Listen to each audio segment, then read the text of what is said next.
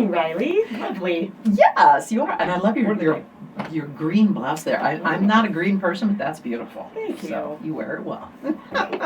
So we're going to be talking about some things with housing trends. And according to a nationwide survey, a national survey, which I think we're better off here than a lot of places are. Yeah, definitely. But still, people worry, can I afford to buy a house? Will I be able to afford to buy a house in the future? Is it more cost efficient to rent or to buy? And rents are going up too. They are, yeah. We were just discussing that before we started.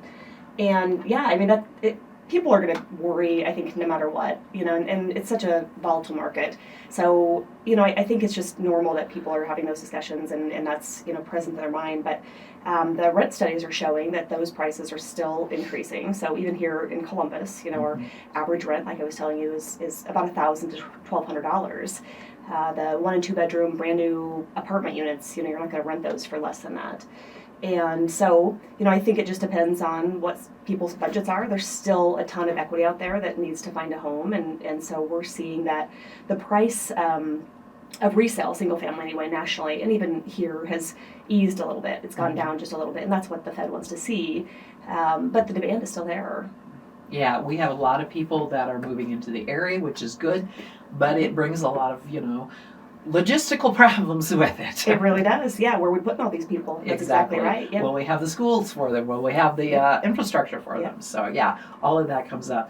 So with rents rising, but maybe housing prices easing, is it more cost efficient right now to buy a home if you can get the loan or the whatever? Yeah, it really still is. I mean, you've got to look at your debt to income, and that's still a big deal. There's a lot of creative financing out there that we're seeing again, which we hadn't seen in a long time.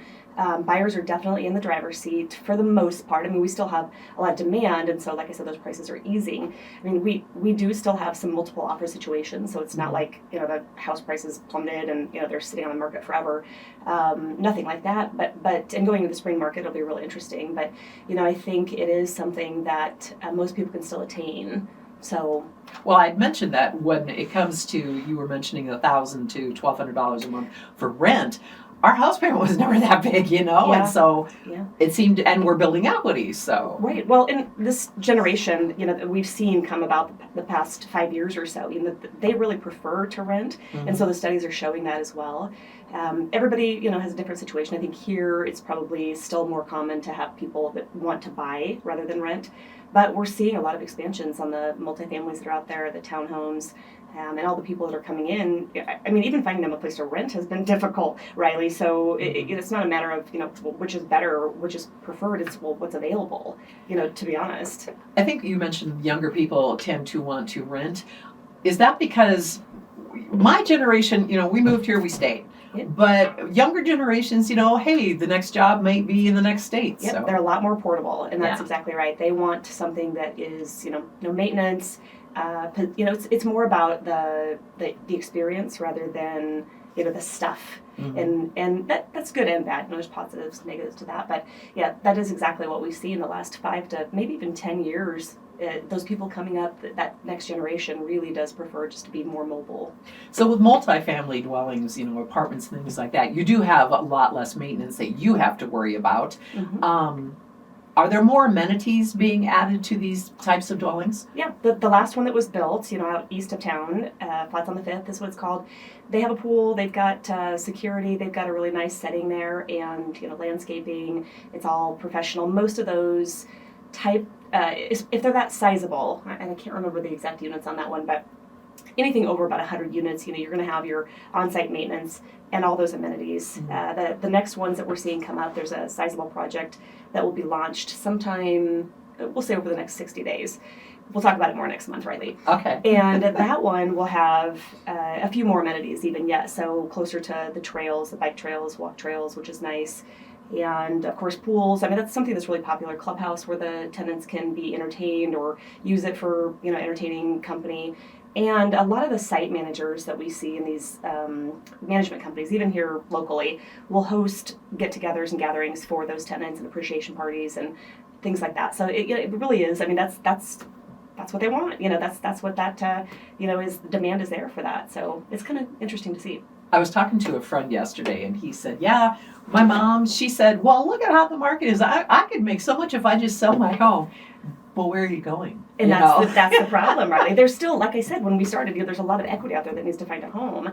But, if it's cash, great. If you're paying all cash, if you don't have to borrow a whole lot, or, there's, again, some creative financing things that people can do as far as, maybe with the money that they've got in their, markets or stocks or whatever.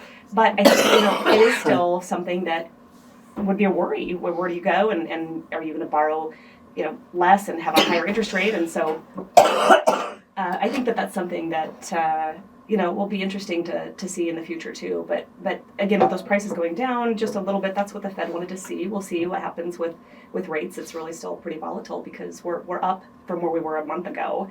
So, this time next month, maybe we'll say we're down. Well, it's all what they're looking at in those studies. And sometimes, I don't necessarily agree with the information that the Fed is looking at to determine what they're doing. But, it'll be interesting to see. It's really, like I said, up and down. You made me laugh with money in your socks. Money in your socks. Love that. We're going to keep Renee here and talk more about what's going on in housing here and what it does on KLIR 101.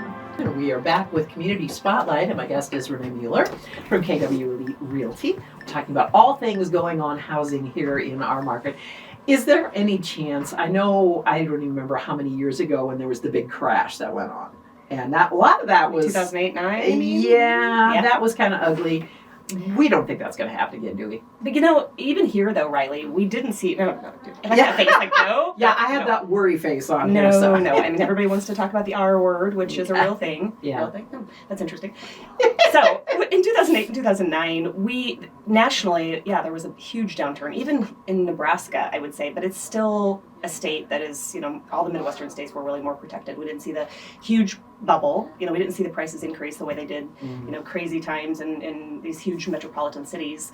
And so we really didn't feel the impact of it. And Columbus specifically, I can remember, because I was in the business in 2008 and 2009, we had builders from all over the state coming here to build houses. That's how incredible it was. The market was still very good here locally. Columbus is a real interesting kind of diamond in the rough, is what a lot of people will describe it. Developers that I talk to even now say, well, don't tell too many people. So here we are on the radio, shouting it from the mountaintops, like it's a diamond in the rough. Exactly. And so we definitely have some, many, many things to be thankful for. And right now we're seeing that same thing, Riley. The trend is, the commercial real estate is going like crazy, like we we're talking about before we started here, with all the projects, every return, doesn't matter, there's construction in the, highway, everything expanding, right? But everywhere you turn, there's projects, and most of it is, commercial stuff, whether it's multifamily, we've got the field house and the casino and, some other great big projects. So I could go on forever about it, but no, to answer that, there really is, every indication is that it's positive. Now we feel a little bit, yes, the prices of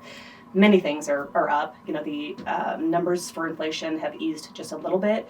But like I said, rates are up. And so, the Fed is just looking at all these numbers going, what do we do now next month when we meet? And so everybody's just kind of hanging on for the ride.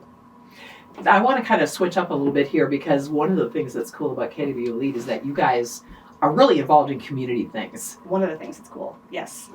Okay, valid point, well made. But yeah, I love that. You guys really want to give back to the community, and so it's not just a business, it's a family, it's a community. It is, yep. We decided, when we built the building, we were obviously well established before that point, but it really is the foundation of, we are here to stay, we're involved, we are definitely invested in the community. And so we love hosting projects, we love hosting many different events, doing projects. And so most of the agents in the office are involved in something, whether it's Habitat for Humanity, Crystal, what are a few others?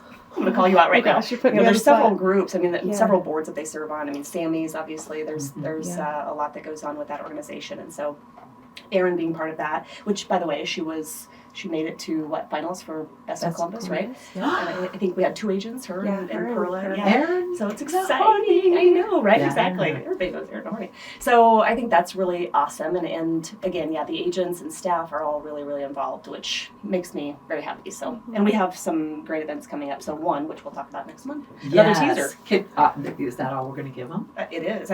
It's a national event that we are bringing to Columbus. So nice. I'm super excited about. Okay, we'll save that one. But anything we need to wrap up with here as we contemplate our community? Let's see. No other great questions, Riley. Like I said, I think people just need to realize and be thankful for what we have here, Columbus, hyper locally. It's great. You know, you look at the trend nationally, housing prices have eased. We talked about just a little bit, and you know, the demand is definitely still there. We have several people here for the casino, you know, looking for a place to go, whether it's a rental or, you know, short-term rentals is a thing. It is, yeah. It's a big thing. Yeah, it is a big thing. And so the new multi that's going up, there will be 20 units, I think, altogether that will be 600 to 700 square feet. And those are going to be short-term rentals, just studio apartments.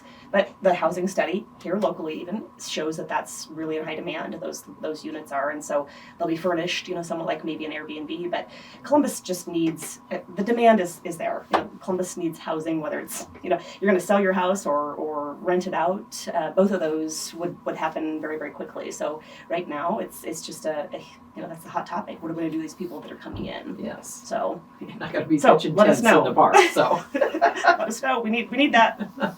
always good to see you, Renee Mueller. Thanks so much. Yeah, thank you. Have a great Friday. You too.